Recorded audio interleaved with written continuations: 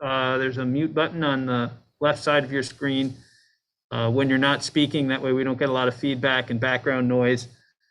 The second thing is to introduce yourself for the record.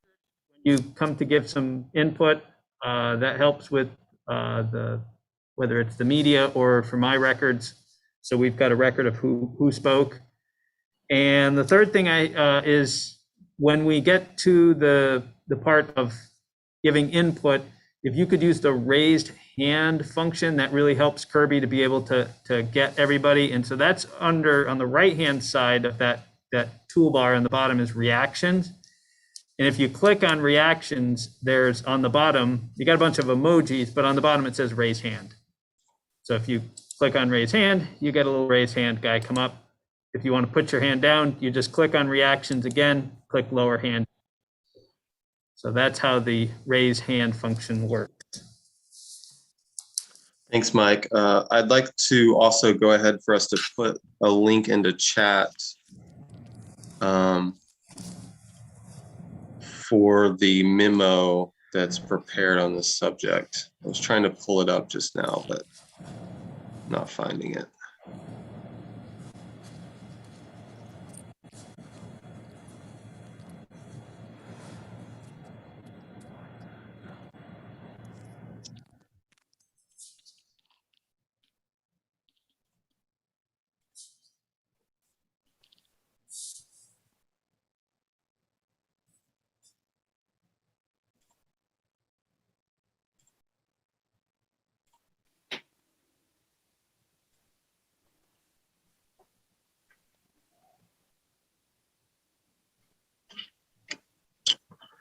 The memo is in the materials, the agenda materials.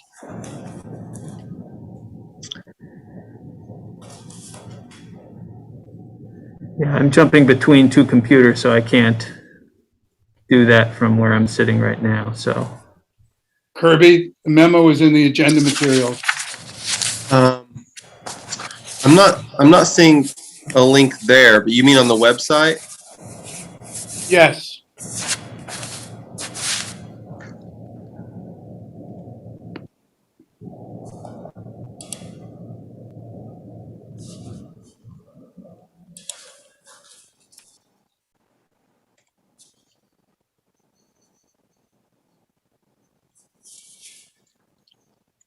well, I can get it put up after we get things kicked off. I know. Okay, I've got the link now. Okay. Okay. I'm just going to post that and then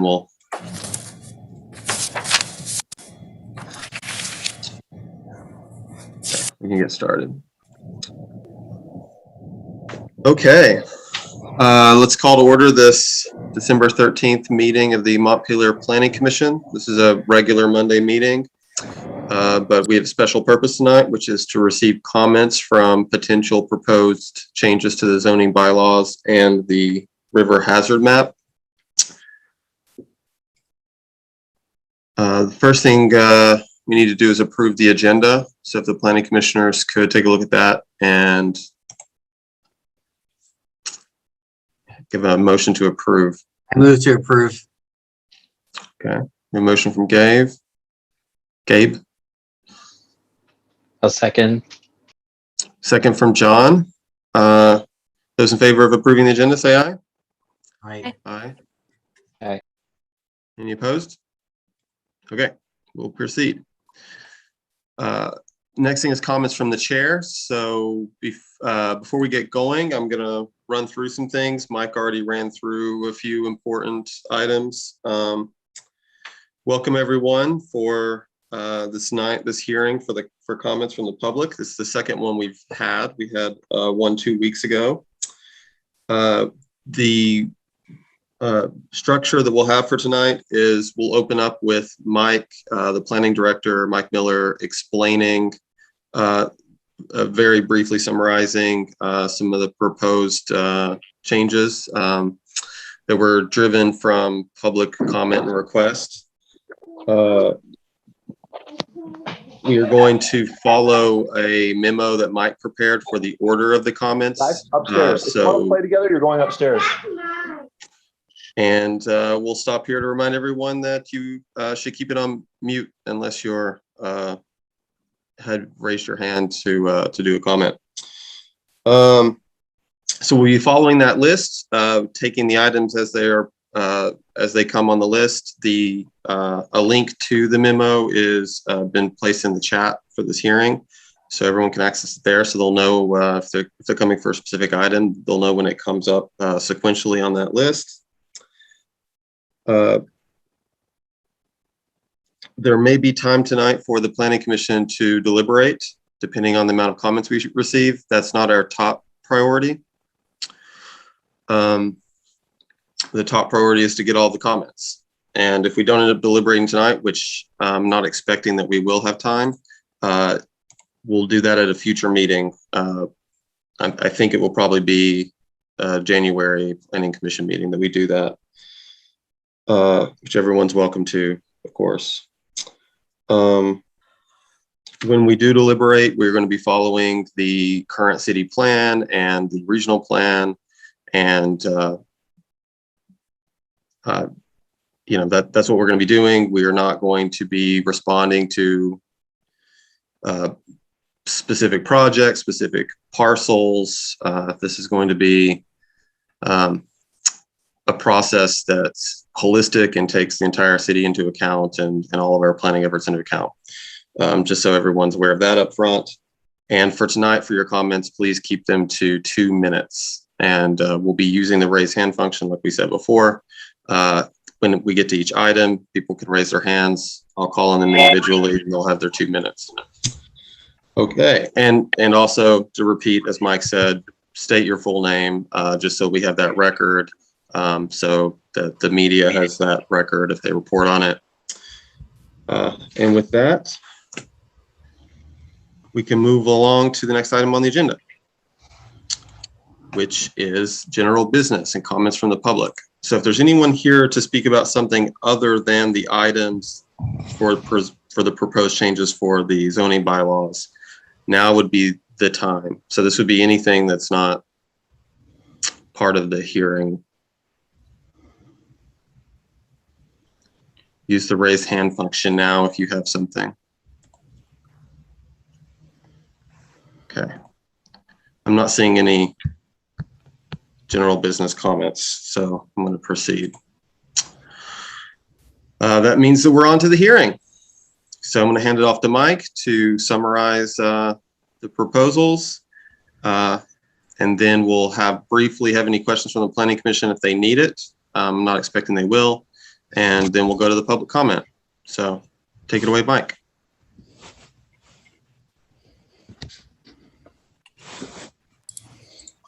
So really quick, technically, so Kirby's opened the public hearing, just so that way we've got that official. It's kind of part of this next step here. So I'm just going to run through. I assume everybody has had and reviewed the memo. Certainly, if anybody has questions, anyone has not seen the memo or has any specific questions, I'm always available to answer questions about the contents of each one of these. But I'm going to go through really quick of the 10 just for the public. If anyone's viewing this on television or viewing this later and want to understand what's going on, I'm going to give a quick update of what the 10 proposals are, and then as Kirby said, we'll get some quick questions from the Planning Commission, if any, and then get to the public comments, which is why we're all here. So the first change is a map change for Harrison Ave and Whittier Ave area. And so there's 3 parcels on Loomis Street and a couple. So Harrison Ave, past the roundabout on Main Street, there's a short road that connects over. It's Whittier, and you've got Loomis, and Harrison kind of connects through those. So it's a small road. It's part of the College Street North neighborhood, so it was zoned as College Street. And we had some proposals that led us to take a look at that street and decided it might be more appropriate that it be zoned residential 3000, which is the same as Loomis Street and a number of the other neighborhoods in that area. So we felt that was more appropriate to get that rezoned to Res 3000 from its Res 6000 designation it is today. The second change is up on Heaton Street. So it involves two parcels, the Heaton Woods Care Facility and Washington County Mental Health. So there's a proposal at Washington County Mental Health that led us to take a look at the zoning designations there. And the decision was that, these two are kind of unique parcels. They're also zoned as the same district as the residential properties in College Street. So they're kind of non-conforming. So we felt they would be more conforming and more consistent if they were zoned residential 3,000, which would increase the density in that area and allow for some infill potential on the Washington County Mental Health and Heaton Woods site. Keeping in mind that 3 acres of the Heaton Woods, so the Heaton Field and the Heaton Woods area, the wooded part, some of it is actually in a conservation easement, so that can't be developed regardless of the zoning change. I did want to go and point that out.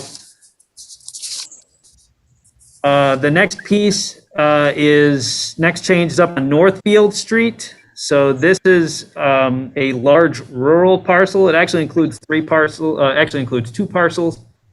And it's shifting them from 1 from rural, 2 from mixed use residential over to residential 9. And these would then match the Colonial Drive neighborhoods, which are also zoned residential 9. The idea on this one is that the large parcel, I don't know if it's 50-something acres or 60-something acres, but it's a large parcel. It was zoned rural because it did not have access to sewer and water. That was how we defined zoning back in 2018. If you didn't have access to sewer and water, then you are zoned in rural. The proposal is to extend sewer and water into a portion of this site, and because we follow property lines, the proposal was then to rezone this property as Res 9000, and it has occurred in other places. Crestview off Terrace Street is also a property very similar to this, large parcel interior that has been rezoned to residential 9,000 to accommodate growth because it can hook to sewer and water. So I think most of us are familiar with this project. This is Habitat for Humanity has kind of spurred this discussion of rezoning this parcel. So we've had a lot of comment on this, and we'll no doubt have some more. I've received some written comments, which I have forwarded to the Planning Commission already. That was received today from some organizations that supported it, some neighbors that have issues, and outlined some of their concerns and made some recommendations. So those have all been forwarded to the Planning Commission already. Certainly we could discuss them and comment on them further later. The 4th change was to reduce the side setbacks in residential 9 from 15 feet to 10 feet. So this was just a general change. There's no specific one there. Residential 9,000 is one of the most, I'd say, ubiquitous zoning districts. It's found on Northfield Street, found up Terrace Street, found up Main Street, up Elm Street, up Berlin Street. It's on Gallison Hill. It's Cliff Street. So it's just found all over the place. And so because they're various sizes, the zoning at 15 feet worked well in some neighborhoods and not for others. So the proposal was to adjust the side setback from 15 feet to 10 feet because we felt that would be more consistent with our walkable neighborhoods goals. The 5th change is somewhat specific. It involves the rail line out in the Eastern Gateway Farm and Factory neighborhood. So think about the other roundabout near the old Formula Ford where the Ford dealer is. So if you go out on Route 2 past it, you have Gallison Hill Road. There's the industrial area that's on Gallison Hill Road. That all abuts, all those properties on both sides abut on either active or abandoned rail lines. And so there was a proposal, because the setback in those areas was 20 feet, which is quite big. Most of those buildings are actually at 0 lot lines. And so there was a proposal to adjust that to 0. We proposed 5 feet. And the person who was associated with this recommendation, we had said, well, if you get something from the state that says it's okay to have the rail line, they agreed. They gave some draft language that basically says if you get an agreement from the rail line in advance, they will let you build to zero lot line. And so we've got very specific language that's written up on that. That's testimony that's already been given, and we can review that also later on if there are questions. The sixth is to add new language for planned unit development. So we added two sections, one for general PUDs and one for footprint PUDs. Won't get into this too much. Most communities have general PUDs and don't have these specific PUDs. And we actually in 2018 adopted a whole bunch of very specific PUDs that said if you want density bonuses and if you want these special things, then you need to meet higher levels.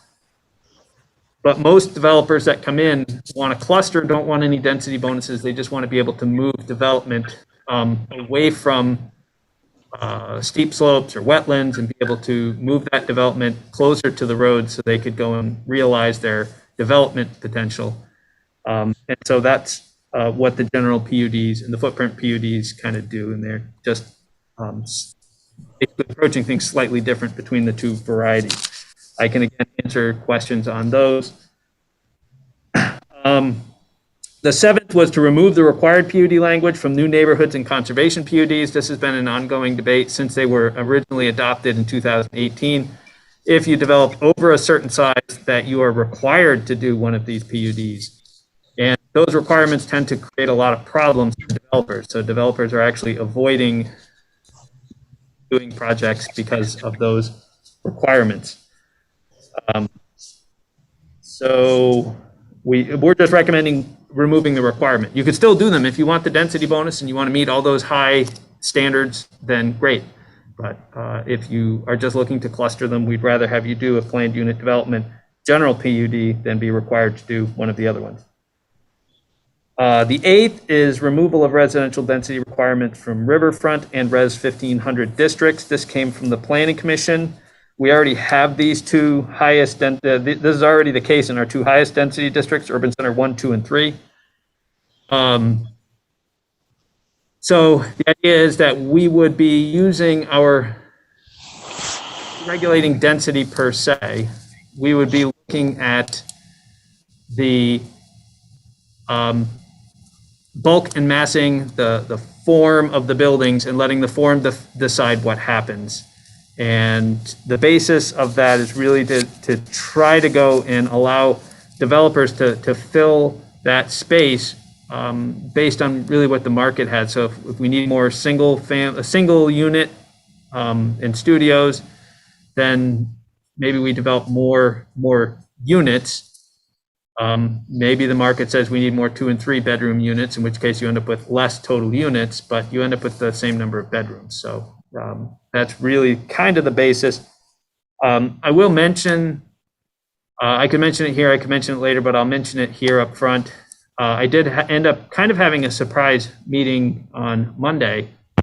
Congress of New Urbanism and AARP asked to have a meeting with me about our existing zoning, and we got into a discussion about the proposal, this proposal here. And they had reviewed our zoning, and so their opinion of that was they think that the removing of residential densities is the next thing that we should be looking at doing, and it's the next best thing. Their concern, and this reflects some of the comments we received last meeting, was that our design standards were not sufficient to make that next step possible yet.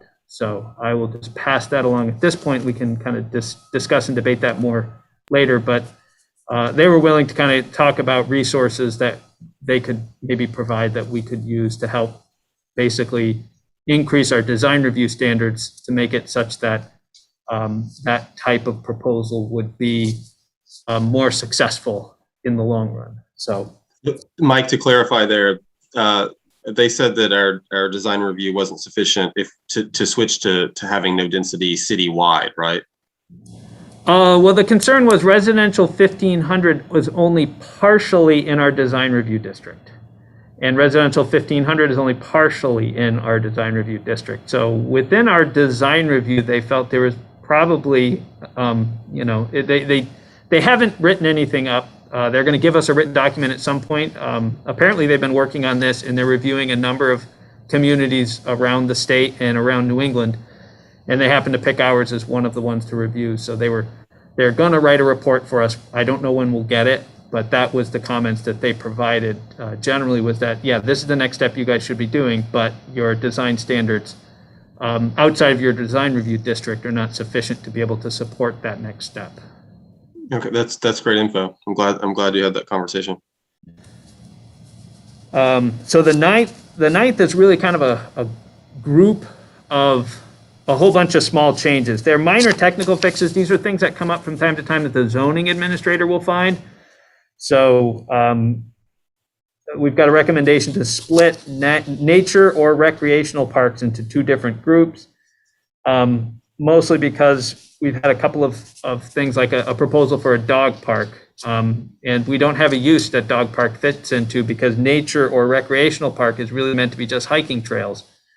So we kind of split it into kind of natural walking trails is one definition and recreational fields is another. So if you wanted to put in a soccer field or a baseball field or a dog park, that is going to have a chance of impacting neighbors than somebody having a hiking trail in their backyard. So that's really what that was looking at, is to make sure we had more conditional uses, make sure we addressed it, make sure we had the definitions right. And then the next grade up from that, so we would have kind of these nature, natural parks, recreation fields, and recreation facilities. So the third step, recreation facilities, are much larger, where you would have, say, for example, bleachers, lights. It's more of a facility. Just having a basketball court with no lights, no stands, it's just a basketball court for kids to play on. That would be a recreation field. If you're going to go and build a Mountaineers stadium, that's a recreation facility, and it really has levels, really has conditional use and everything, because the impacts of that, the parking, the lights, the noise, definitely want to have neighbors have opinions. So that was kind of minor thing there. Add provisions to discuss accessory setbacks. So again, small things. Garages are accessory buildings. They have one setback. Houses have a different setback because they're bigger. They're primary. So primary and accessory have different setbacks. What happens when the garage touches the house? These are things that zoning administrators run into. Well, does it have to meet the primary because it's now connected to the primary structure, or does it get the accessory structure because it's separate? So these are the type of answers that come into couple of things on signs. There's a lot of things on signs that need to get fixed. We just cleaned up a couple of them here. Couple of things about fences. We always get comments about fences. This just clarifies stuff about front yard fences. When is something a front yard fence? A typo change. Applicability of landscape requirements. And the last one we did receive some comments on last time involved the shading requirement. Do shading requirements apply to development? And the current rules were that they applied to yards, walls, yards, and roofs. And the DRB felt that was a bit too broad and wanted it narrowed, and so the discussion was maybe we should just narrow it down to applying just to existing and proposed solar facilities. And then number 10 is some river hazard regulations. So that's why this is actually warned as two separate hearings, because technically this is a separate regulation. But we had made some interim changes in 2020 that we have to make permanent, so we'll make those permanent. Plus one reference that said, here's where to find those changes. So really quick, those are the 10 changes, and I'll give it back to Kirby. Thanks a lot, Mike. Do any of the planning commissioners have any clarifying questions for Mike? Okay. It's looking like none, which means we can open things up for questions and comments from the public. And as we mentioned before, we'll start with the memo, item number 1. Item number 1 is the Harrison Ave change. I was reading farther down. I've got to scroll back up. So yes, the map change in the Harrison Ave, Whittier Ave area. So if everyone who has any comments or questions about that, use the raise hand button now for that. Oh, this is also could be referred to as the Washington County Mental Health. No, that's the next one. Sorry, jumped the gun. Okay, not seeing. Oh, yeah, no, I'm not seeing any hands for Harrison. So I'm going to move on to the Washington County Mental Health change. That would be a change for Heaton Woods and Washington County Mental Health area to be changed to Res 6. No, change to Res 3. Yeah. Change from Res 6 to Res 3. Okay. Joe, go ahead, please. Yeah, hi, Joe Castellano over at Heaton Street. I just had a quick question. I know that at the last meeting, we had Keith in who was discussing that they were looking for family housing because they desperately need family housing, which is one of the reasons why this proposal is being brought up. And I would like to see if they can get did you get some clarification on what they meant by family housing? Is it families going to be living there, or I just wasn't quite sure on what the ultimate purpose was. So I am here, folks. Okay. Keith Greer from Washington County Mental Health Services. It's good to see everybody. Go ahead, Keith. Sure. So, in regards to the project, we're still in the very early exploratory stages. And this really is a focus on affordable housing for members of our community who may need some additional health and like social services assistance, some of which will be handily on site. Units are primarily for individuals. That's our vision at this time. And then if we go forward to develop the project, we did discuss the possibility of having a few units on site where more than one person or a small family could reside. And to your point, Joe, there is a dearth of family housing, affordable family housing in Montpelier. Our hope is that the project will be in collaboration with regional service providers and to assist those to live independently, not just Washington County Mental Health Service clients. And none of this will be possible without partnership with our housing partners. And as those partnerships coalesce, our hope is that sort of the vision of this project becomes sort of more solidified. I hope that helps. Just a quick follow-up question, Keith. Yeah. Now, do you foresee that the people who would be living in these units would basically have tenancy for 6 months, a year? I'm just trying to figure out a time frame or what your parameters are.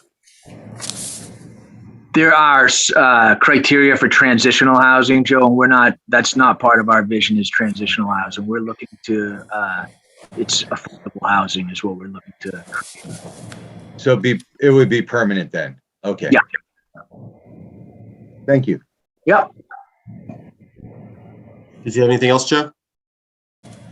No, that was it. Okay. Eve? Okay, I have a couple of questions or points. One is the housekeeping on the memorandum. There's sort of a misrepresentation that's still there about this being employee housing. And also that it's, I think on the last, I think that was the key, was that it was a request. That was the other thing. That it turned out in our last discussion that it wasn't exactly a request. It was sort of a discussion that got made into a, hey, let's do this. So I don't know. I think the memorandum should be a little more clear about the history of this and what is, and maybe even what what Keith was just saying, because it kind of waters it down or changes what it is. And I guess, Eve Mendelson and I live here nearby on Fuller Street. And I know Keith had mention that this is going to keep the vibe of the neighborhood. But, this is like maybe a quarter-mile street, maybe not even, and 22 townhouses, I think you mentioned at that last meeting. But then I saw on the paper it was 4 houses with 22 units. It's quite a bit to add to an extremely small and almost like a rural neighborhood if you walk and feel the vibe of that neighborhood. So, we do have some concern about this is, kind of a massive change for a very little section of town. Thank you. That's my comment. Thanks, Eve. Go for 2 and 3. Keith, maybe? did you have a clarification there, or was that 4 houses with 22 units is correct?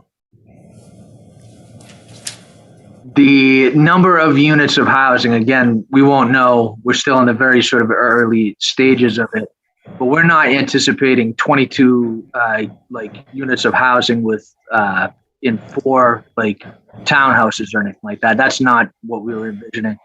Part of the plan is to look at Heaton as it, again, those of you who live in the neighborhood, Heaton Street as it is, the building, looking at converting that into housing. So that would be where the bulk of the individual units would be in that building. Does that make sense, Teresa?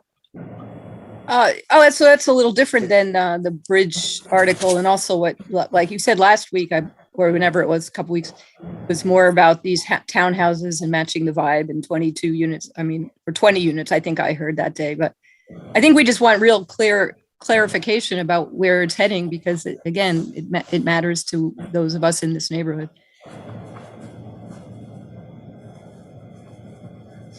Okay, thanks everyone. So I guess just to summarize, to make sure I'm understanding what, in general, what this proposal, and this is a little bit of a question as much as it is a recitation, is that there's going to be a number of individual, they're going to be creating units in the existing building that are going to be for individuals to live there.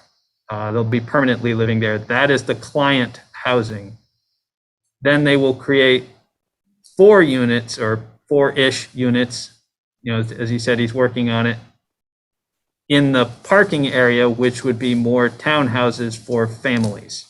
Potentially. Again, all of this is very early stages of exploration. And somebody asked a question about why are we here and how did we come to Montpelier? My recognition is we started Washington County Mental Health Services, as many of us do, recognize the affordable housing challenges we face as a community, and we're willing to come to the table to think about ideas of how to ameliorate that, not only just for the individuals that we serve, but our entire community. We see it through the individuals we serve, but we're painfully aware of it as a problem for the rest of our community.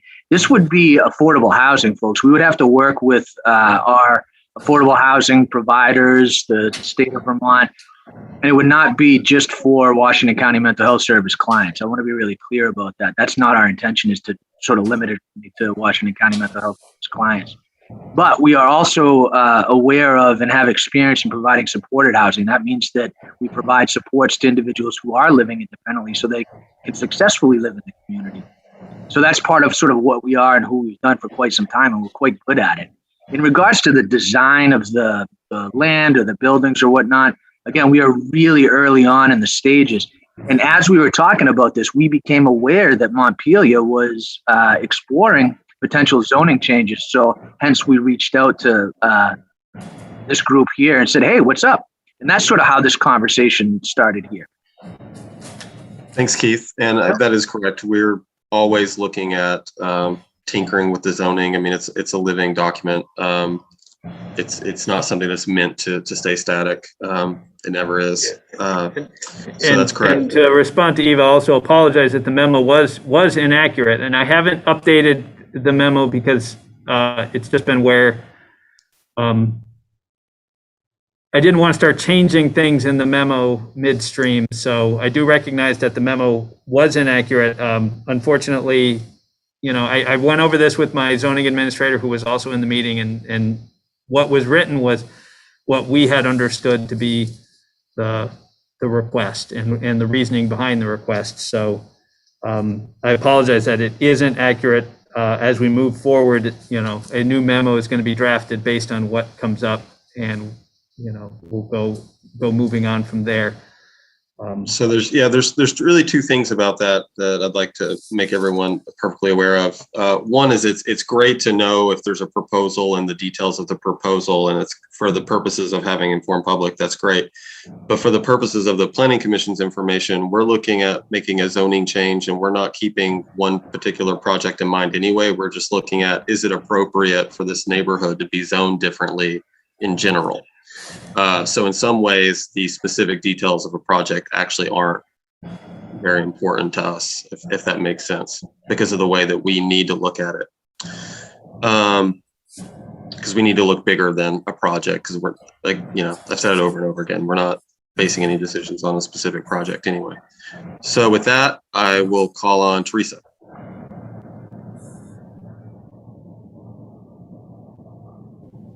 Thanks.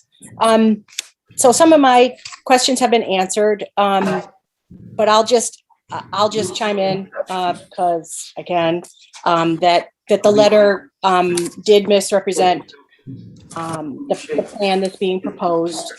So that concerned me too. I guess I should just go on the record.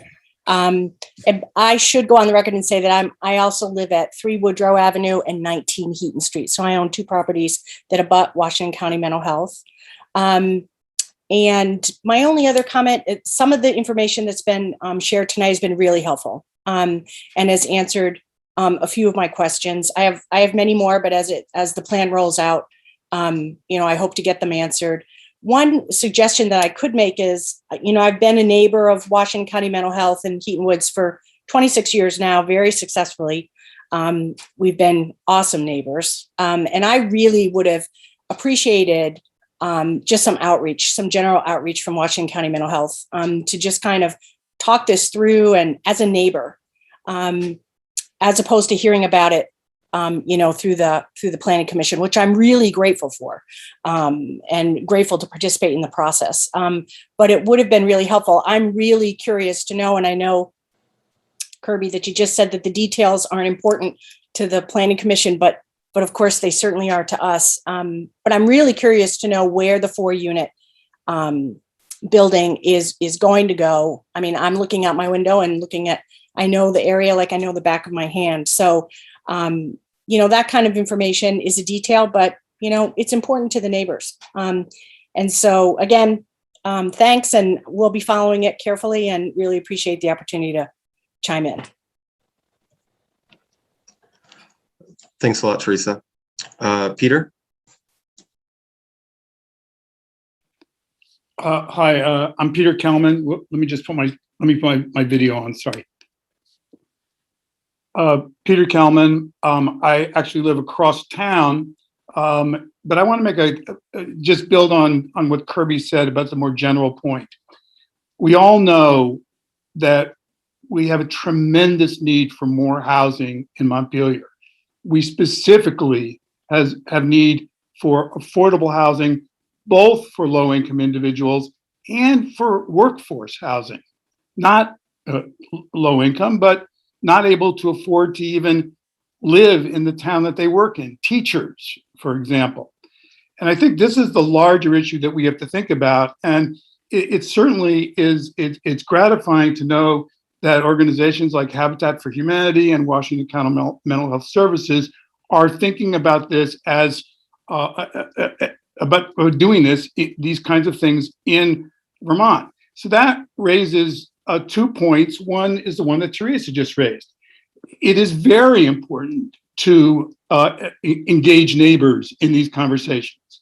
That is absolutely true. But it is also true that some of these thoughts, like with Washington County Mental Health, are just beginning. So I think we shouldn't think that somebody's trying to pull a fast one on us. Habitat for Humanity also hasn't even yet done or is just beginning to do their feasibility study. Again, nobody's trying to pull the wool over us. But it is also true, in this conversation, this came up last time, the chicken and egg or cart before the horse argument. Why are you looking for zoning changes now. Why don't you do it after you've done your feasibility study? No, that you can't do it that way. It's got to be done sort of in tandem.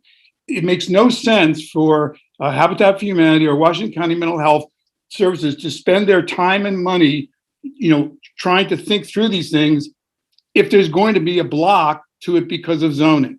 And I think that's why it is both. But what Kirby said is true.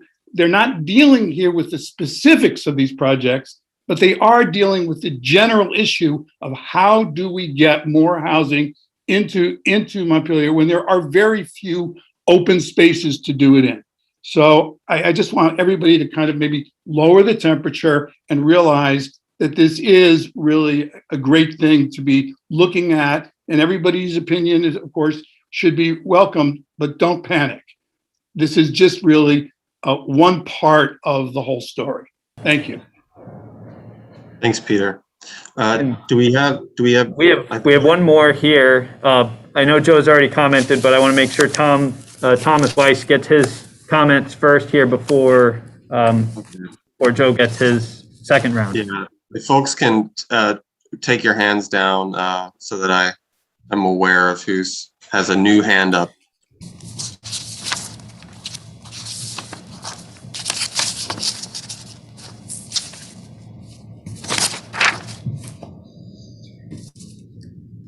Good evening. I'm Thomas Weiss, resident of Montpelier on Liberty Street. And these comments build on a sequence starting with 9 Heaton Street, then move to 10 Heaton Street, then move to the upper portion of Liberty Street. And Mr. Miller will have a copy of my written comments that go into more detail. It is premature to move 9 Heaton Street into the residential 3000 district. The standard housing density allows 9 housing units on this location in addition to the existing facilities. If bonuses for infill are used, there could be 14 units. If the bonus for a cottage cluster is used, there could be 19 units. And this is not taking into account the new information that I learned today that some of the housing units will go into the existing facility. So there could be more units because a portion of the lot that's allocated to the existing facility could then be allocated to housing. So I request that the Planning Commission reject this proposal. And I suggest that the Planning Commission instead ask the proposer of the amendment to evaluate the feasibility of a project with the units allowed with and without bonuses under the current zoning. And it is premature also to move 10 Heaton Street into the residential 3000 district. The standard housing density allows 52 housing units on this lot in addition to the existing facilities. And I do have numbers as to how I calculated these numbers in the document I'll be giving to Mike in a few minutes. So that 52 housing units is without bonuses for either infill or cottage clusters. And I request that the Planning Commission reject this proposal too. I believe no one has actually proposed or is considering a project to put housing on this lot. And I believe the reason that this came up is to avoid a one parcel enclave of 9 Heaton Street of residential 3000 district within the residential 6000 district. Because there is no need to amend now the zoning at 9 Heaton Street, as I've just explained, there is no reason to further consider an amendment at 10 Heaton. And then, last hearing, a suggestion came up, well, why not toss the upper end of Liberty Street into the residential 3000 district? And it's unnecessary to do that, and it would also not comply with the master plan. The master plan calls for protecting the appeal of the neighborhood while accommodating a modest increase in density through compatible infill development and conversion of existing buildings to multi-story unit occupancy. This portion of the street has 37 units on 31 lots. Current zoning will allow 20 more units, probably a modest increase. Residential 3000 will allow a total of 117 units, more than triple what exists today, definitely far in excess of a modest increase. The appeal of the neighborhood will be reduced by changing to residential 3000. and my written comments provide more information also on the features of the neighborhood that contribute to its appeal. More density is not needed and is not in conformance with the master plan. The master plan has a goal of 50 new units each year over 20 years, a total of 1,000 new units. Existing zoning will allow more than 2,000 new units in the growth center alone. And I do have backup as to how I come up with that as well. So there is no need to change zoning to meet the housing goal. So I request that the Planning Commission reject the suggestion to rezone this portion of Liberty Street. The suggestion to do this was actually made as conditional on a change in zoning at 10 Heaton. And I have already explained why the Commission should not accept that change. And I have also explained how changing the Liberty Street zoning is not needed to meet housing goals and how the change will adversely affect the character of the neighborhood. Each of those reasons is sufficient to reject a change of zoning district here. Thank you. Thank you, Mr. Weiss. So Joe, did you have something else? Let's try to be quick on repeat comments. But go ahead, Joe. I just wanted to have a follow-up for Keith. Just basically, should the proposal go through, I wanted to find out what sort of your time frame and what the process would be as far as getting approvals. And the other follow-up would be, if this is not approved by the Planning Commission, could you have the similar density or apply for something through the conditional use approval process?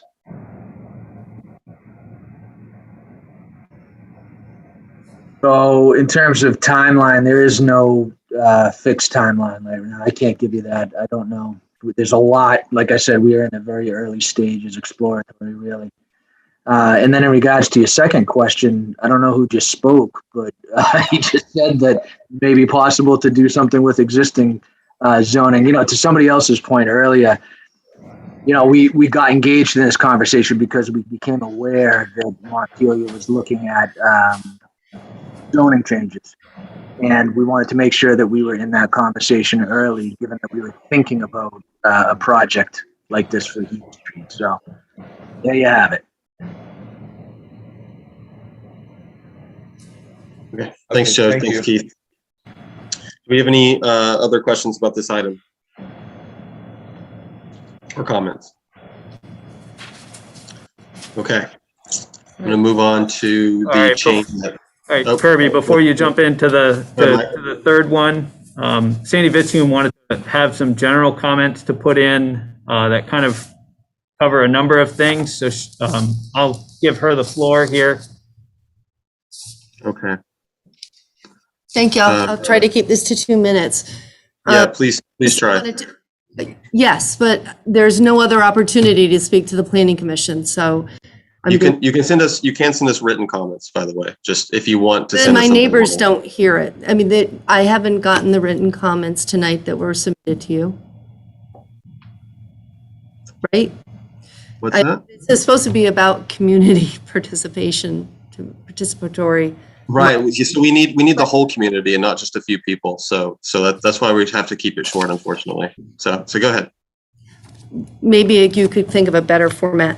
So, Mr. Weiss, I think it was a great thing to tie into that. In general, there seems to be a move to change the ordinance so that we have fewer variances and fewer public discussions, and it's kind of a movement that is not in a great direction. I thought his comments were very good in a holistic way, trying to appeal to the spirit of what is the Planning Commission, which I understand is about planning. And also part of that would be doing research and encouraging communication in the public so that we come to some kind of communal consensus about what is best for the future, both as landowners and residents, but for our children with quality of life. I just need to point out to you that I happened to speak today with my next door neighbor who also lives on Loomis Street. I should say I'm Sandy Vitzhum at 14 Loomis. Diane Macario lives at 16 Loomis. She works tonight. She only found out about this meeting in the letter right before Thanksgiving, and she works, so she couldn't be here. She wants to tell you that she found the letter from Mike Miller to be incomprehensible. She said she spent a lot of time and tried to figure out the illustrations, which she said were not helpful. She tried to understand the terms. She said they were not defined. She spent many hours and ended up giving up. I really don't think this is the precedent you want to set for a knowledgeable community, an informed community. Her only recourse is to appear at the city council and make a complaint there, which I think she's going to try to do. But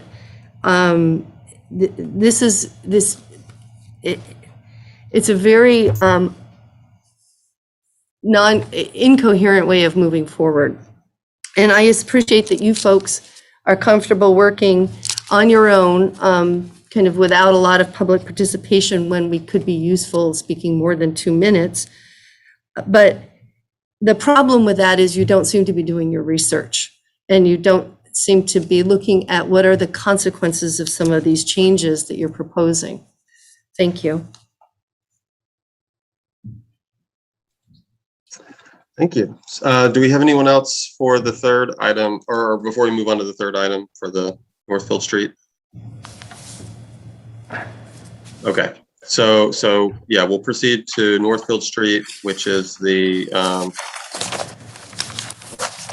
suggestion that came from a possible Habitat for Humanity project.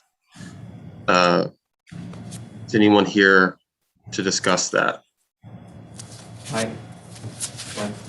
Use the raise hand function. You have someone, Mike? Yeah, we do have somebody. Thomas wants to comment on this one as well. Okay. And if the folks who are using Zoom could go ahead and use your raise hand function so we'll know afterwards. Welcome back. Thank you. Thank you for welcoming me back on this second topic, and it'll be the last topic I plan to talk on this evening. And my comments this time are similar to my comments that I made on the second point. Moving the rural portion of 102 Northfield Street into the residential 9,000 district will not comply with the master plan. The future land use plan shows most of this parcel to be in the rural district. Part of the parcel is already in the residential 9,000 district, and that portion has 11 units now. And under its zoning, there could be 3 more units. The large remaining portion of not quite 54 acres, if I remember correctly, may have 26 units under the existing zoning without changes. And those units, the way the master plan is set up, would preferably be clustered and with conservation easements or transfer of development rights, as it's put in there. With the bonuses, cottage cluster, and I believe also that infill is eligible here if it meets those criteria. An additional 64 units could be added to 102 Northfield in its entirety. So I again request that the Planning Commission reject this proposal. I suggest that the Commission ask the proposer to evaluate the feasibility of a project with the units allowed with and without the bonuses under current zoning. So thank you very much. Thank you. Mr. Kreitz?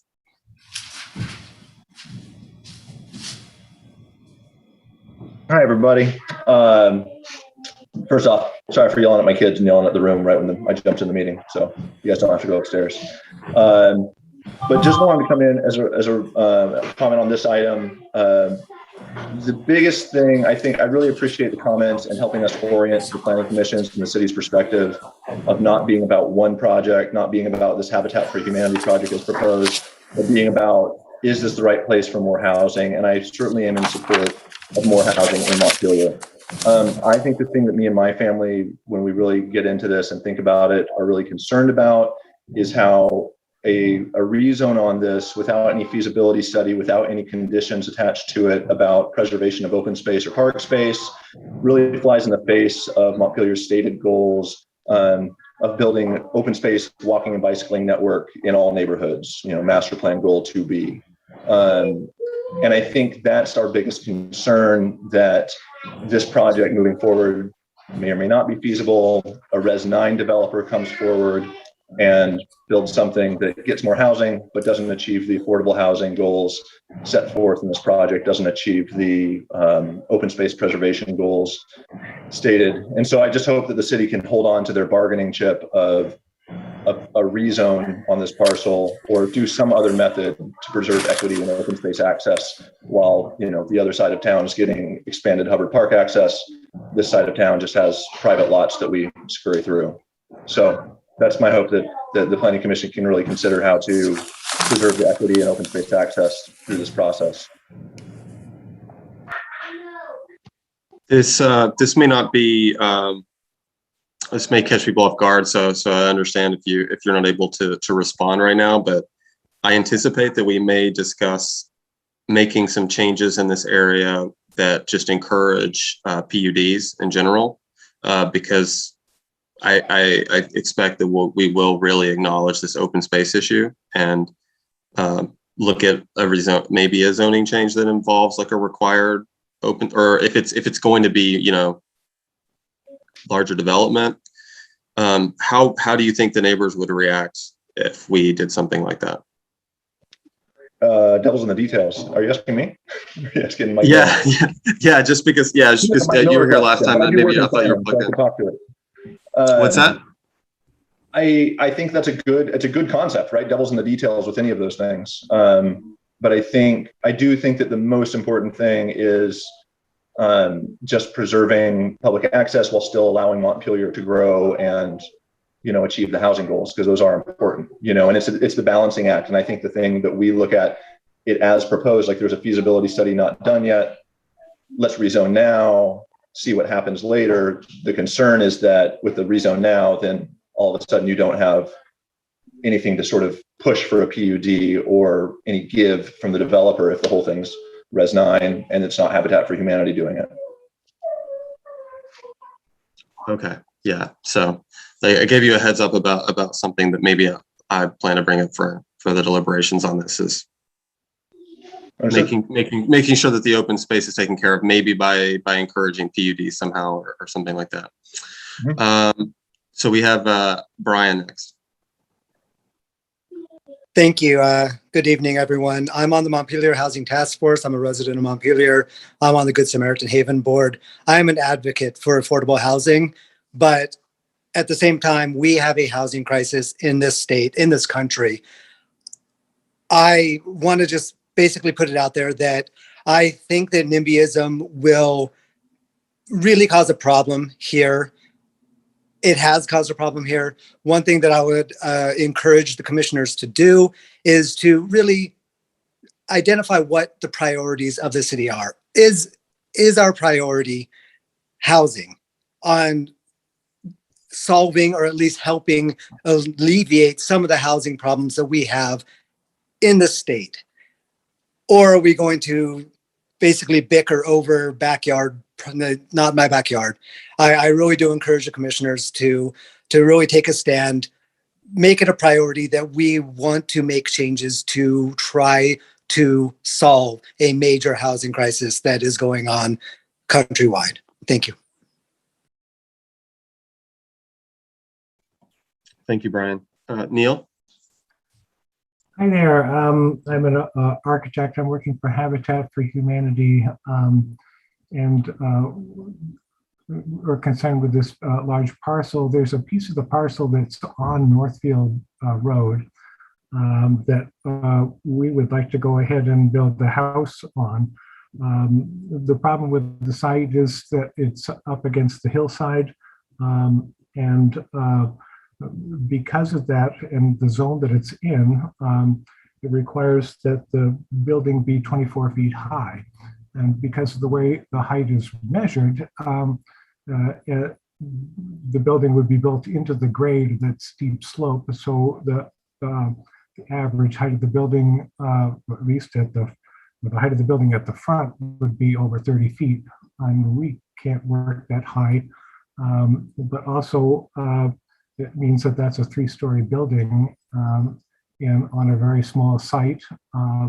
And I don't know if it makes sense for anybody to build there, but you're not given the chance to get a waiver on height. And I'm not sure what the rationale on the minimum height is. But for a small building, that minimum height would have to extend around the sides of the building back 20 feet or more. So basically, it's a 3, maybe more story building on a very, very, very small site. So I don't know how you would go about doing this, but having the ability to get a waiver on height would be a good thing for us, and I would think anybody at this site. And to put it into a residential 9 zone is a possibility. I guess there's some concern about spot zoning or something, but having the ability to seek a variance for the height would be great. A 10% variance is not going to do a whole lot for us. It would take a 31-foot building down to, say, a 28-foot high building, which is still a 3-story building. So these are my main concerns, at least for that particular site. It's a site that we could go ahead and develop on if there was some way to get a variance for that.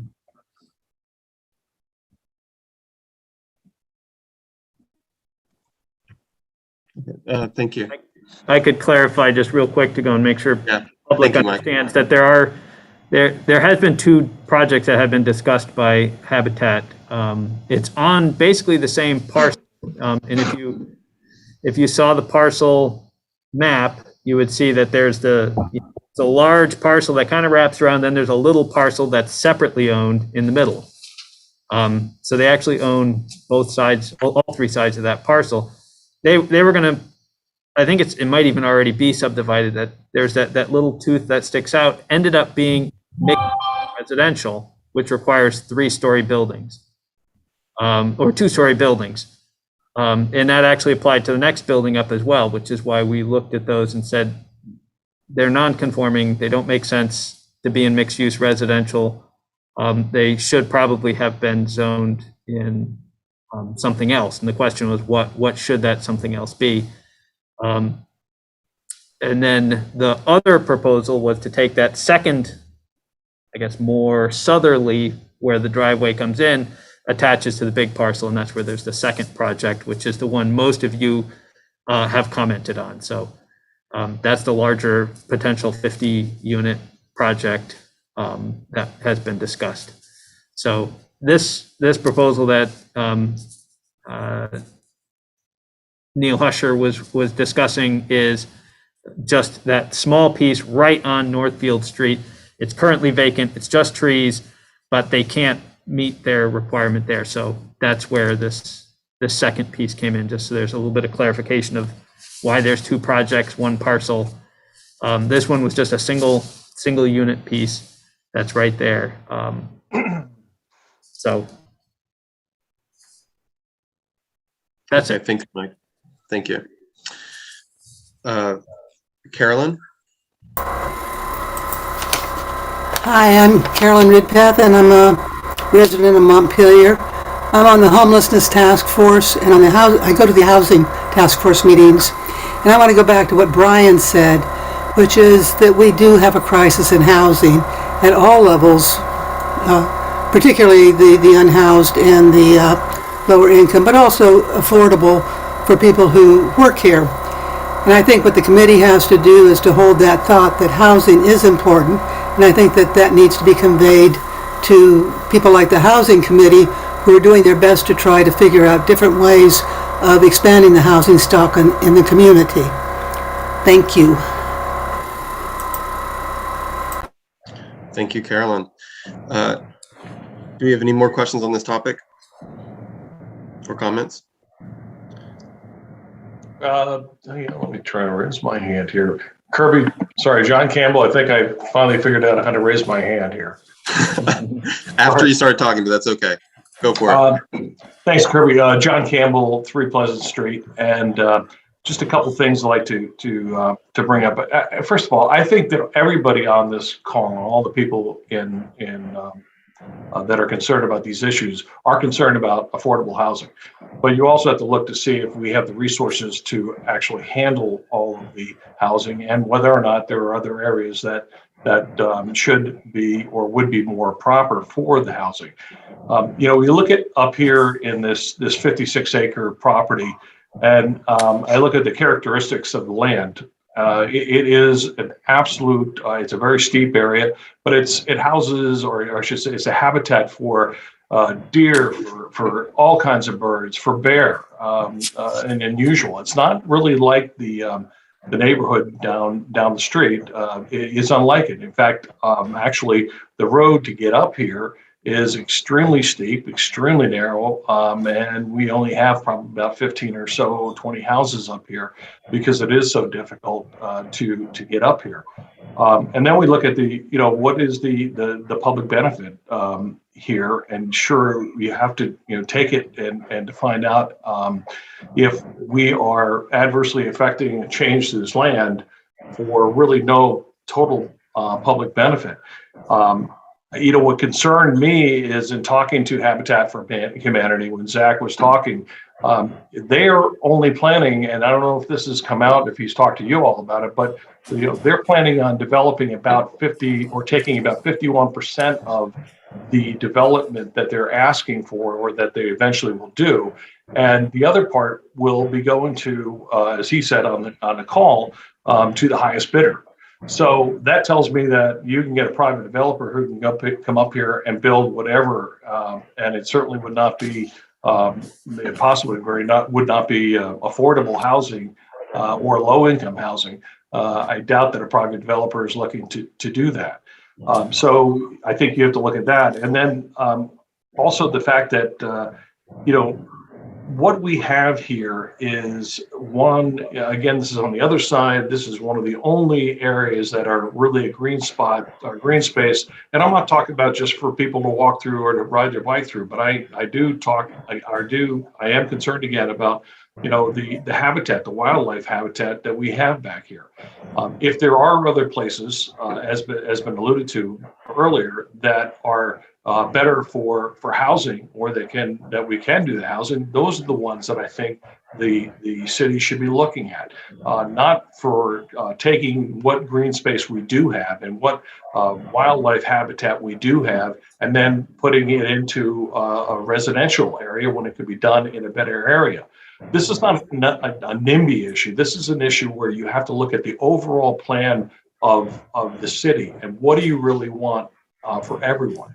And I think that all the people here also are concerned about habitat. I mean, one of the reasons for living in Vermont is because we are so in touch with our concern and for wildlife habitat. So I would urge the board to not approve this zoning change.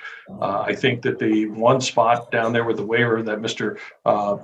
Husher was talking about, that's understandable. But as far as the back lot area and the back 56 acres, I think that there's no definite plan as to what they're planning on doing, except for that they are going to be using private developers as partners to pay for the project.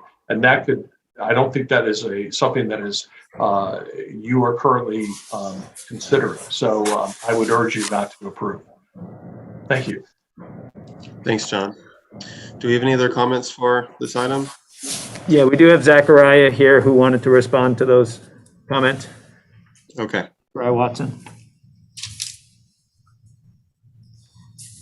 Thank you, Mike, and thank you, Kirby and Commission. My name is Zachariah Watson. I'm the Executive Director. I spoke last meeting, and I appreciate the opportunity to address you all again.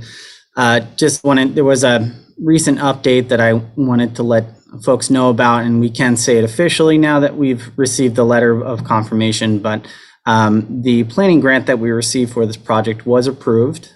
So that's pretty exciting. That grant will be used for the feasibility of this project, and a big part of the application was the zoning here, which will enable us to build as many affordable housing projects as possible. So that's really exciting. I just also want to, I appreciate any opportunity to work with the folks along Prospect Street and Colonial and Pleasant Street to make sure that we continue to maintain open space. And as I've said in the past, and will continue to say, that if we move forward with this project, we will actually be protecting that land and turning it into a publicly accessible park with maintained trails that are accessible to all folks in Montpelier. Currently, that parcel is only available to the abutters.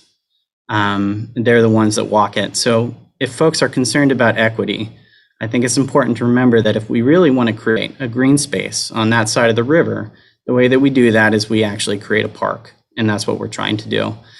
In any case, we do want to work to find a solution, maybe some conditions. Kirby, I'm interested to hear your proposals, what you might have in mind. I also would like to work with you also. Our hands are not tied.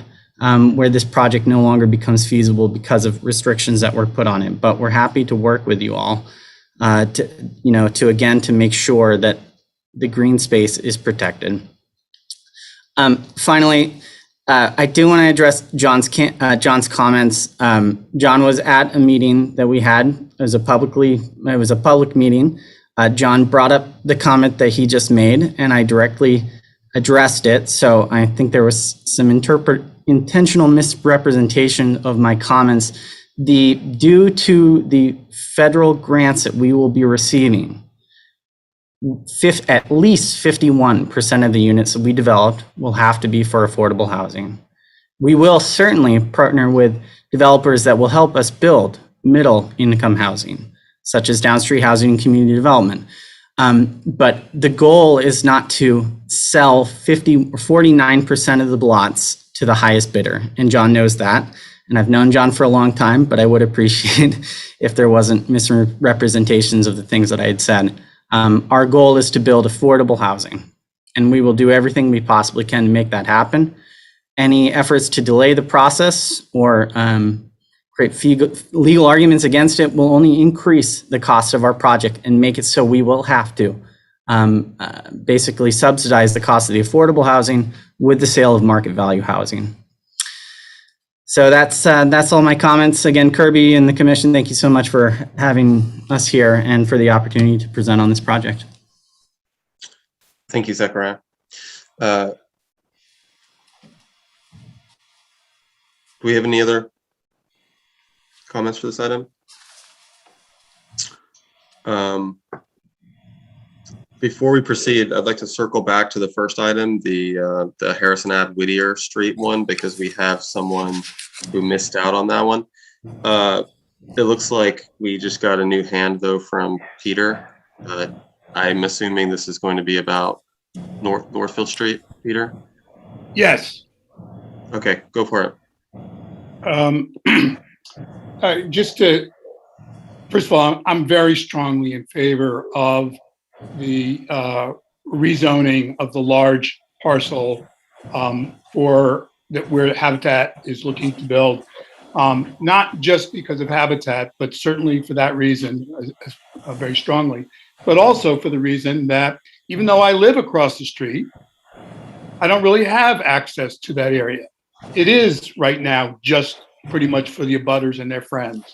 And I think it's very important that we not mix up discussions about equity, discussions about how there's land other places, and not really be honest with ourselves. That is what NIMBY means, not in my backyard, in somebody else's backyard. And talking about habitat for bears and so on and so forth, I have habitat for bears in my backyard because it belongs to National Life. And I am very glad that National Life is keeping it that way. And this is a kind of protection that Habitat would provide. And if Habitat is going to partner with some developers to develop some middle-income housing, or even maybe one mansion.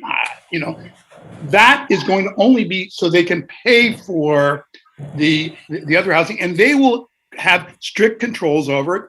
And by the way, one more point: all of this, these theoretical numbers that get so big and scary, those are based exclusively on density arguments. There are many other reasons why you can't build 112 units just because you can cut it up and meet the density requirements and all the bonuses. That is very, very misleading. And I think, and constant reference to the master plan. What master plan is this?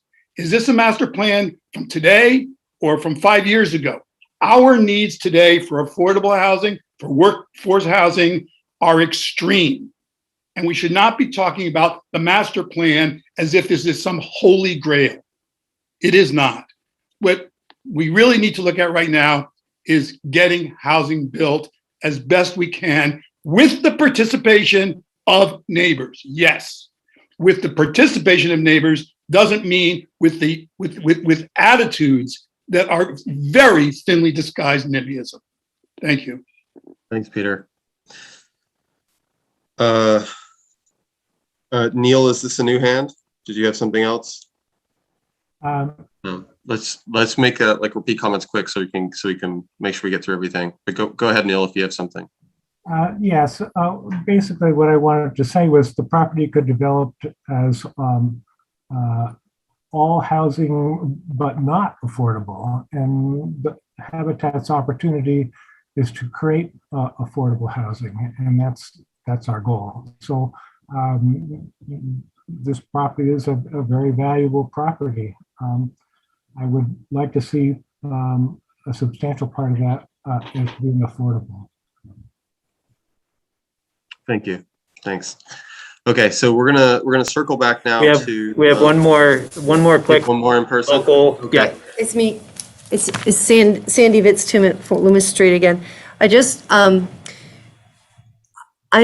a very big fan of housing, and I actually have worked on Habitat houses, and I've worked in affordable houses most of my career. I've actually tried to develop 2 tiny house developments in partnership with others in Montpelier, and neither development got built. But I just need to make sure everybody knows that the housing shortage, which is serious in the United States right now, is due to much larger economic forces than the size of available lots in Montpelier. People are buying 5 or more houses as investments to force, and it forces others to become tenants or homeless. I totally get that. I think that the master plan is a critical process, not just a document, but process of community discussion of what to do. And yes, it was last made before this shortage, but that may mean that some of our really vulnerable landscape, our steep slopes, need to be sacrificed, but that should be a public discussion. Thanks. Thank you. And one clarifying thing about the master plan, by the way, is that the housing chapter is quite ambitious. So the master plan does state that housing is a serious need, even though it's a little dated at this point. But just so everyone's aware that we'll be taking into account that the master plan does call for, us to do serious things about housing. Okay, so let's circle back to the first question, which was about Harrison Avenue and Whittier Avenue, or Whittier Street rather, rezoning. Mr. Josh Kelly had something. Yeah, thank you, Mr. Keaton, and maybe Mr. Miller, this is a quick question for you, and I apologize for circling back and being late to this meeting. So thank you for humoring me. I guess, Mr. Miller, could you just tell me quickly what the change would be for Whittier Street and Harrison Ave properties? I mean, in a layman's terms, I apologize for that. So really quick, they are currently zoned residential 6,000. So the 6,000 number is the square feet for building lots. So, and it's also the density. You get 1 unit per 6,000.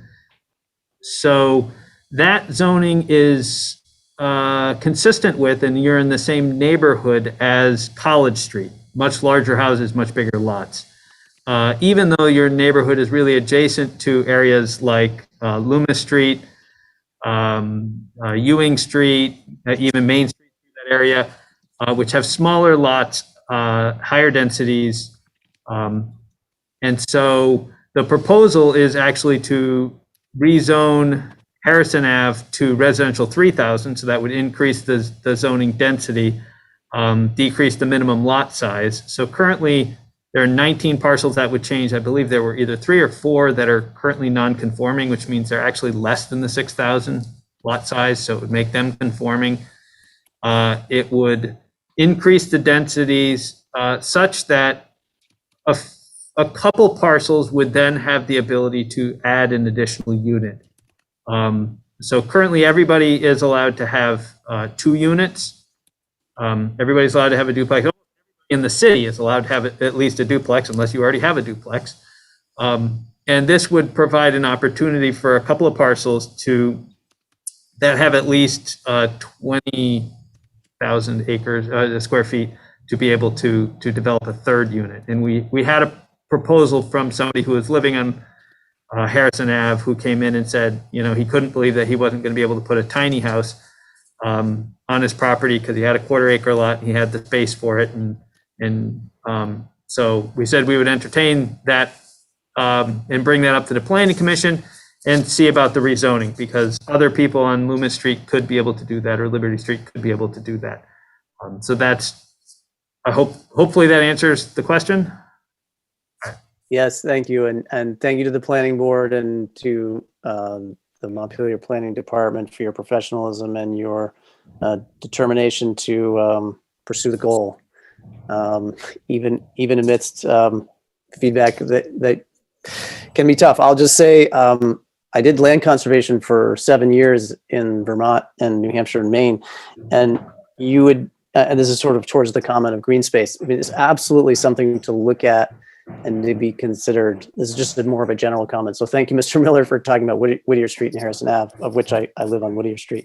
I'll just mention that, really, if you're really honest about habitat, you've got to be looking at much greater size than little old Montpelier. And I think that is pretty well understood by folks on this call, but on the Zoom meeting. But, habitat is, if you don't allow some increased development in Montpelier, it's just going to go elsewhere.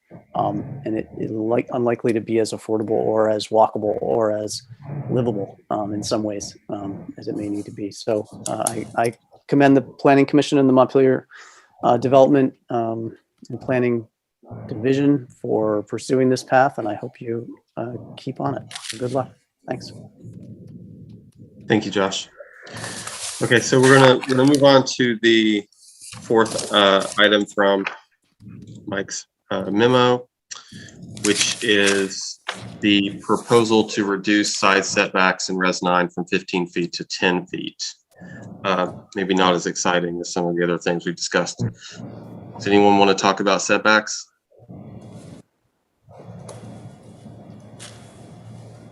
Okay, I'm not seeing any new hands. I'll proceed. The 5th item is a change to setbacks again on the property lines for the rail line. So the rail line setbacks. Does anyone have anything on that?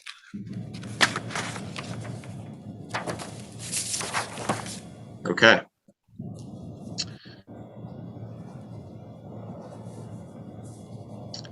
The next change is for Kirby. It looks like we Mike. have somebody. Oh, we do? Oh, thanks. I'm switching between screens, so I'm not seeing. Alicia. Yes, this is about the rail lines, right? Yes, it is. I just wanted to make sure that I didn't need to reiterate anything from last meeting, that it's all part of record and whatnot. It'll all come into your discussion. Perfect. Thank you. That's all.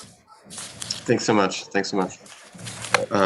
I think we feel like we know the details there, and most importantly, Mike is very well informed on the details, so he will remind us when the time comes.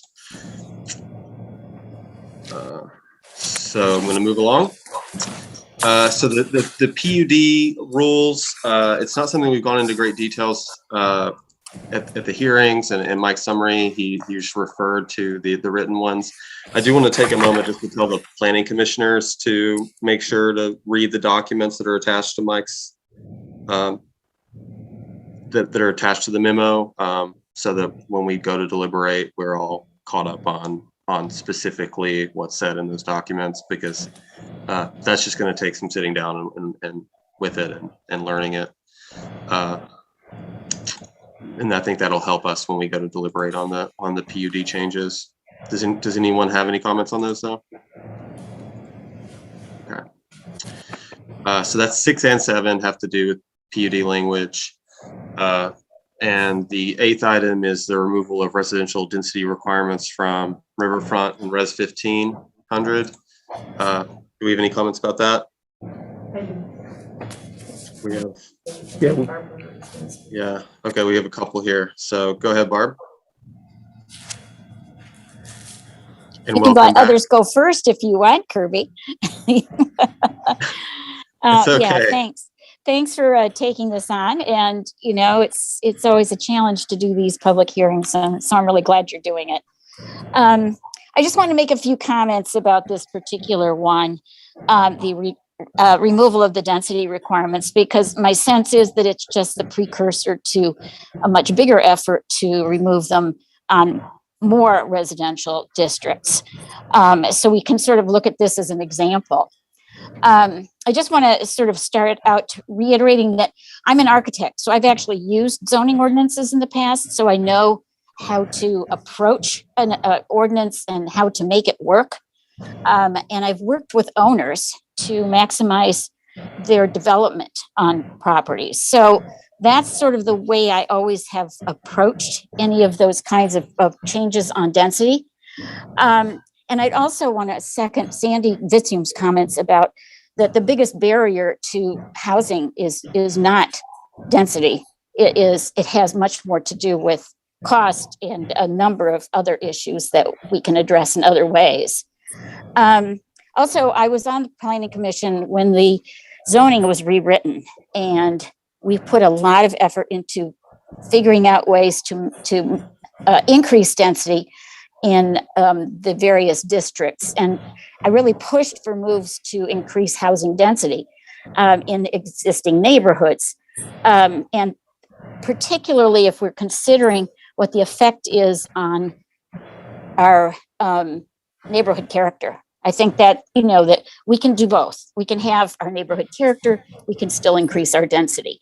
And I think that the other piece of that is that I'm very much in favor of development on new parcels where that seems appropriate. I think that, again, if we come back to this idea of neighborhood character, so what I always like to do when these kinds of proposals are being discussed is to do a reality check. So I took a look at an existing property on Loomis Street. And right now, under Res 1500, that property could have 10 units on it. With no density limit, it could have 20 units on it. And with no floor area ratio, it could have 30 units on it. And so everybody says, well, but is this reasonable? Is it really possible given our other requirements? And I can tell you it is, that it would be possible still to meet all of the other requirements, including setback, massing, and the other elements, and still potentially put 30 units on it. Is that appropriate for Loomis Street? So I think that's really the concern here. And I know that when the zoning rewrite happened, there were a lot of very emotional comments from people who were concerned that developers might come in with the zoning densities and tear down existing houses in order to be able to maximize their development potential on a particular parcel. And we were very clear at that point that there were other constraints, one of which was the density restriction, that would keep that from happening. But now I'm not so sure. Now I think it could happen that, you know, if this particular person on Loomis Street decided to sell their property, it's very possible somebody could come in and put significantly more units on it. And again, we have to keep asking, is that appropriate to the neighborhood? Also, in terms of considering whether residential districts are really not like urban center 1, 2, and 3 in terms of massing. So the idea of trying to use form-based codes in an urban setting is significantly different than using it in our residential settings. Our residential properties have in some cases very large lots, in some cases lots that are difficult to develop, but that doesn't mean that they wouldn't be developed. So it's not an approach. I guess I would be concerned that it's an approach that is really not appropriate throughout our city. So I'd ask you to take another look at that. And just to be clear, I recently stepped down from the Planning Commission because I felt that, that sometimes my reactions were not in keeping with the way that the Planning Commission was moving. And that was frankly a concern. So thank you. Thanks, Barb. We'll be having discussions along the lines of what you're talking about. And part of this proposal is about asking the question, does having a density cap really affect how our neighborhoods look? And we've heard a lot over the years about people being concerned about density and having worst case scenarios. And as far as I've seen, that's never, ever happened. There's never been any fear over a density increase leading to some terrible development, as far as I know. Because we had a density cap. Yeah. Well, in a way, you made the point that we loosened up the density caps, and everyone said this is going to ruin the city, and then nothing happened. And it's kind of the same thing with this change too. Is the idea is to get people used to density does not mean that the neighborhood is going to, be. Can I? Yeah, I mean, we could go on and on, but I mean that I know, is kind but that's so it is because the other requirements prevented that, but they know those barriers, those guardrails are no longer there. And we'll be move forward with this. We'll be discussing the details of this in the deliberations. I mean, Mike mentioned earlier that he met with a couple of organizations about this, and we'll be taking their what they have to say into account in any kind of change we end up making. So, yeah, there'll be more deliberations. Joe. Thanks, Kirby. I have kind of a two-part question. This sort of follows up on what Barb just said, but I guess my questions for you and for Mike is, first, what do we expect this change to accomplish? Number two is, I know that I asked you at the last meeting, any cities within Vermont, if anybody else has implemented something like this that we could look to, and you said that there was nobody else. I would want to find out if you know of another city of similar size that has done this and what the results have been. And lastly, I think Mike did give some Vermont examples. Yeah, it was Newport's thinking about it, and I think it was somewhere down south. I can't remember the other town. Well, I think one thing that was pointed out was that Montpelier ourselves, we do it right now for our urban center 1, 2, and 3. And the local ones that do form-based code in Vermont are that I know are Winooski, Newport. I think then the folks that are looking at it, I don't know if they've adopted them or not. Like South Burlington was looking at it, Bristol was looking at it. One thing that came from the last discussion on this was the idea of doing a study to see what I think you mentioned, Joe, is there any kind of study to see the impact? And I think one thing I'm interested in, I think the best kind of information we could have on this, I think, could come from looking at, well, what happened when our urban center changed from having a density cap to not having a density cap. And so we're going to be looking into that later and make sure that we are aware of what changed. I have the impression that it didn't impact development that much or at all. And but we'll see. I don't have that info yet, but Mike's going to get it for us. And I guess my last question is, I know that you met with a couple of organizations.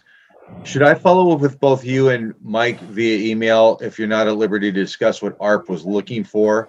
if you don't want to disclose that right now because it's too early in the process. But I'm kind of concerned, I'm just curious on what they were saying about how they were talking more about our development review process not being sufficient to roll out this kind of density proposal. That's because our development review is not citywide, was my understanding what Mike was saying. Okay.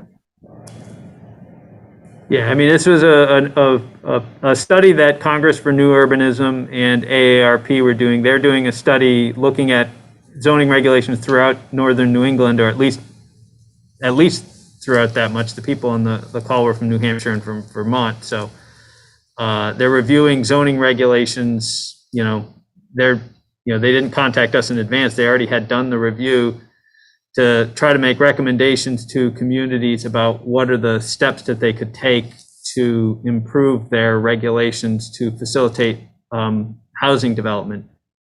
And most of their comments were very positive. They said, we're very much ahead of the curve on a lot of our things. So a lot of the stuff that we did in 2018 are a lot of the things that they're recommending to other communities to do. So they were impressed by the fact that we already had gone through and updated our regulations to match our neighborhood densities.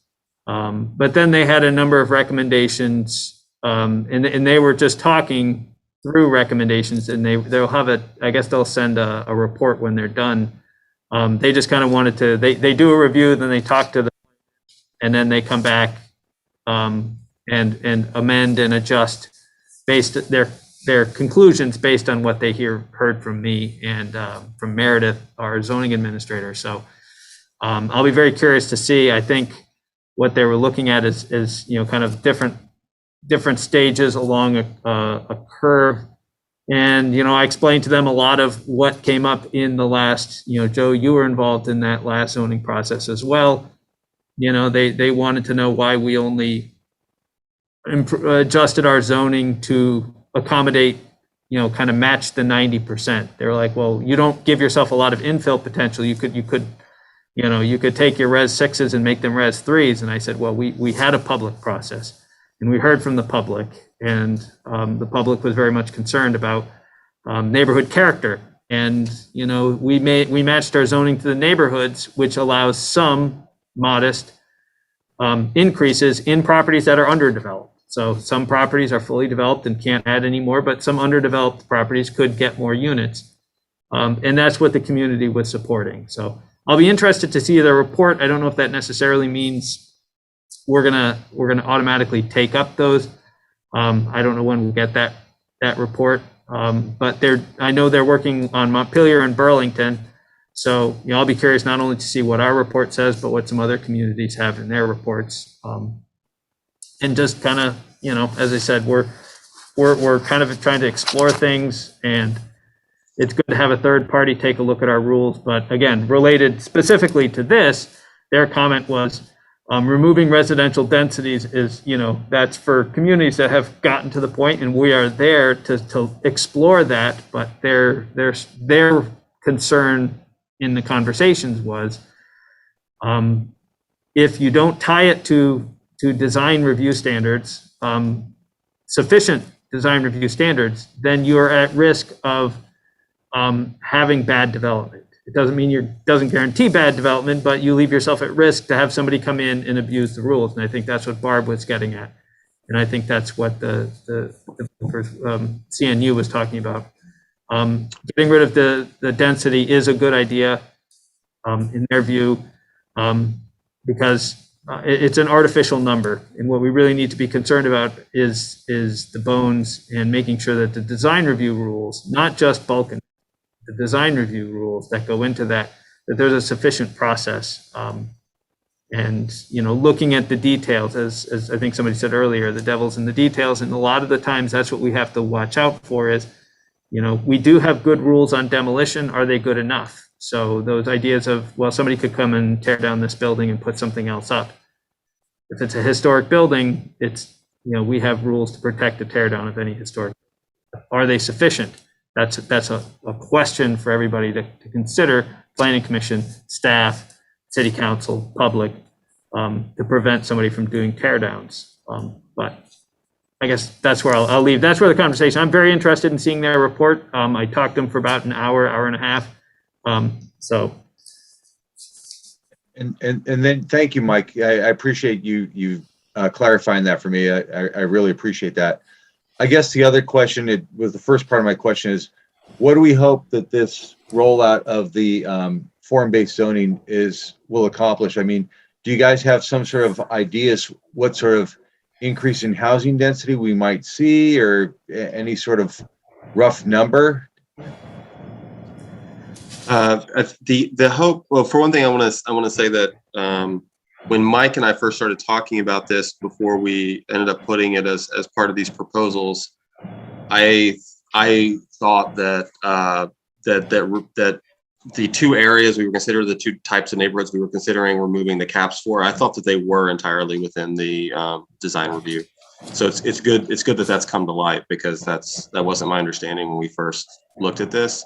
I thought that this was going to, so that's definitely something that's going to come up in our deliberations, and we're going to need to tweak for sure. The policy goal is related to removing the arbitrary things that could potentially get in the way of new housing. But for me, it's also a factor that density arguments obfuscate the actual issue. And I think we see that in hearings like this, that people fixate on zoning when they're really concerned about how something looks, or they fixate on the density rather when they're really concerned with the look of something. And so let's have our conversations, let's have our zoning designed in a way in which we can have those conversations, and we don't have these proxy arguments that have to do with density that's not actually the issue. Like when Barb was saying earlier that there was on Loomis Street, something could go from 15 to 30 units. I think those of us who are interested in increasing housing say that's wonderful. She was saying it would look exactly the same, but it would have twice as many units. Isn't that wonderful? I mean, isn't that what we want? Isn't that the problem we're trying to solve? So you can see how density kind of gets in the way of our conversations. Does that answer your question? Yeah, it does. Thank you very much, Kirby. I appreciate you following up on that.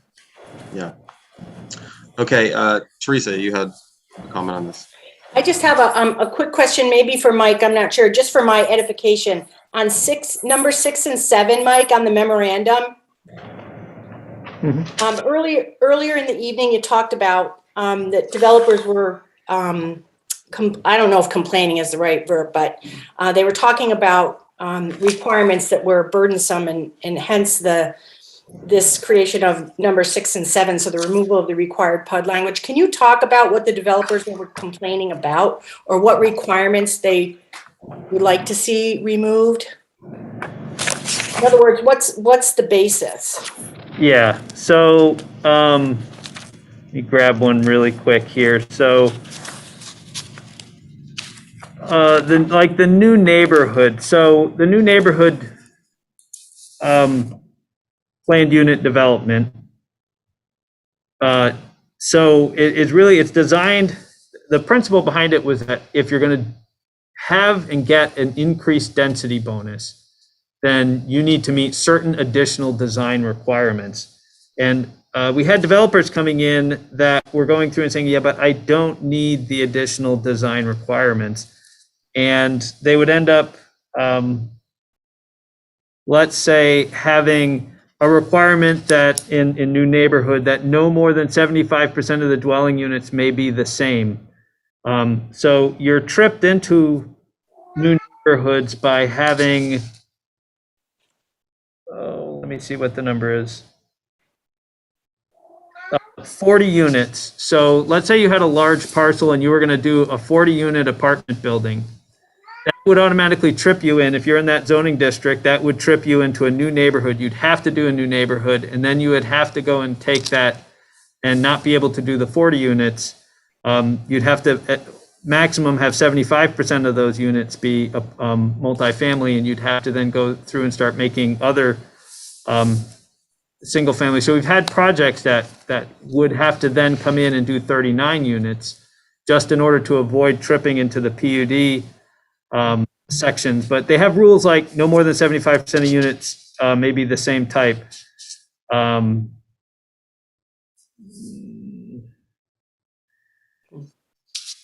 think that, and yes, there were issues with where the direction the buildings were facing, because we eventually took it out of the Riverfront district because all the buildings had to face the street.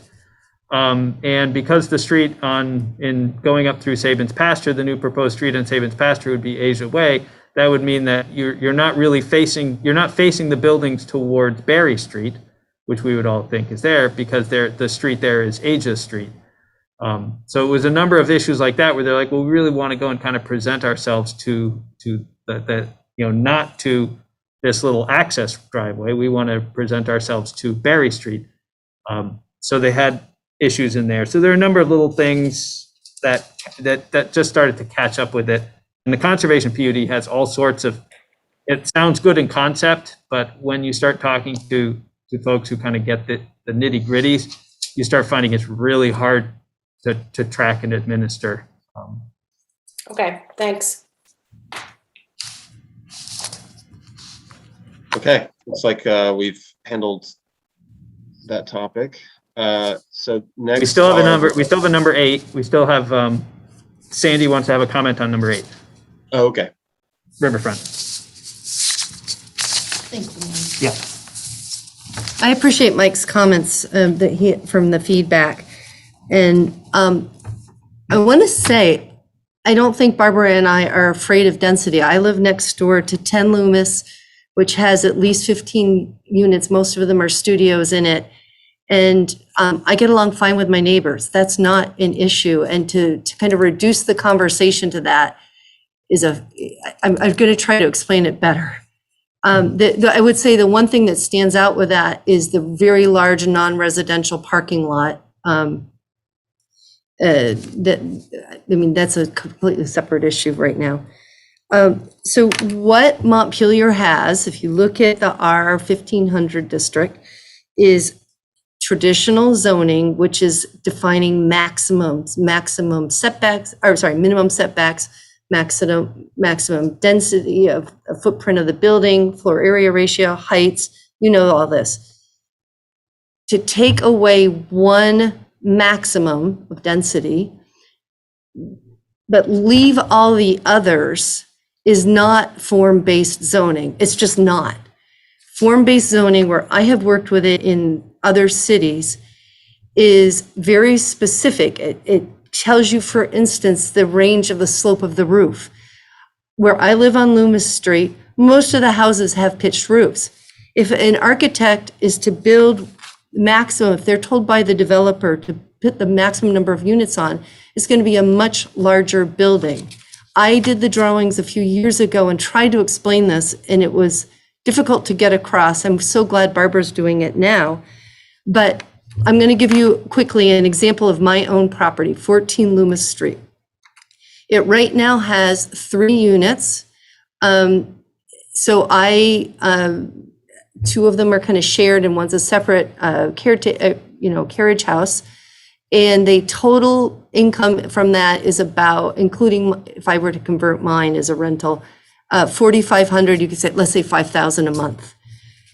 If I were to sell my property, someone could buy it and they would do the math with today's rental rates, 20 to 30 units. Let's say if there were 20, they might get $1,000 a month.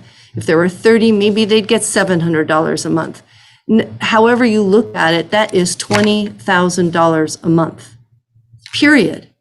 And very quickly, it makes no sense to keep the existing building. It's going to be torn down because it's not, half of the R1500 is not in the historic design review district, and almost half of the Riverfront district is not there.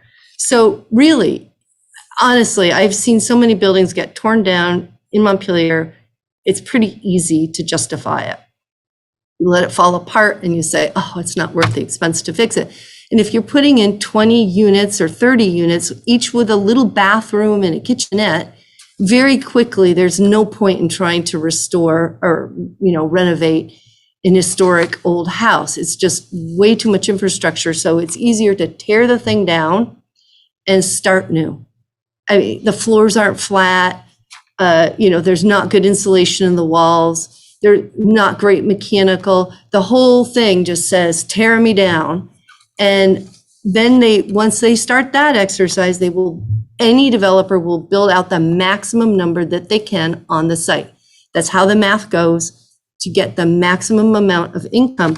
And if you were a developer, why would you consider $5,000 a month versus $20,000 a month, right? That's how they paid down their construction loan. So the max, just removing one part of what used to be coherent and keeping the maximums, A, is not form-based, which is where you're trying to go, and B, it is opening a Pandora's box. And yes, I agree, the boogeyman has not shown up so far, but your urban center is mostly commercial. It would be hard to build it out a lot further. And commercial, you've probably known, has been depressed, horribly depressed, because everyone's working at home, not shopping. There's no surprise to me that there hasn't been a big pressure on our building footprints and massing in the last 3 years. 2 of them have been COVID. So you just say that it hasn't hit us yet is actually not true. If you look at Cedar Street, that one development really disfigured Cedar Street. And I hope you've walked down at nighttime. Really, all you see as a pedestrian walking down Cedar Street is big concrete piers and fluorescent lights. And it does not feel at all like it used to. So it was disfigured. Only one will begin to really turn a neighborhood and actually change what is the norm in that neighborhood very quickly. And I am so encouraged that Mike is taking my comments seriously about the design review district. I mean, much of my neighborhood has been inventoried by the state. It's just sitting there waiting to be made part of the historic district. And I bet my neighbors, if they knew about this, would actually support this. And I know a lot of them came out against it before, but they didn't know there. Sandy, I'm afraid we're out of time. Thank you. I also want to say, whoever mentioned the idea of doing some studies to actually see what this would look like. Thank you so much for hearing that too. Okay. Do we have, Teresa, I take it your raised hand is from before. Is that correct? Sorry about that. It's okay. It's okay. It's old. It's an old hand. So we have the technical fixes next. Does anyone have any comments for any of the technical fixes? Maybe I should have started in reverse this time, because if anyone does have comments on this stuff, I feel for them because they've had to wait a long time. Anyone have anything on any of on number 9 technical fixes? I do. Okay, Sandy's got another quick one for number 9. Sorry. Am I the only? Yeah, Do you want to let other people go first? No, I think you're the only one. Okay, I am truly sorry, but this is all important. I think this is where you're looking at this part, chapter 340 changes. Plan unit development, that was number 6 and 7, but we can. Oh, geez, I'm pro. Back for that one before, so you've got a comment. Okay, 3402G.D, frontage. Is that about footprint parcels, or is that about frontage of a lot?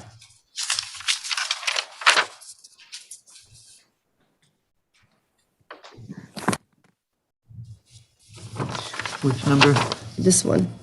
Here, while he's doing that. 30.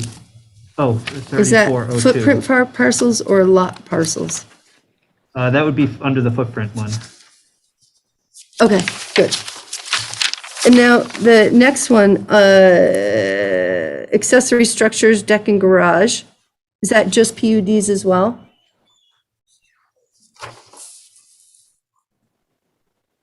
No, that's actually, this gets to the number 9 one that we're at right now. Okay. Oh, good. I'm in the right place. So that is 3002.CB4, where an accessory structure such as a deck or garage is attached to a principal structure, etc. When you have reduced the setbacks down to 5 or 0 feet, a deck does not impact the neighbor.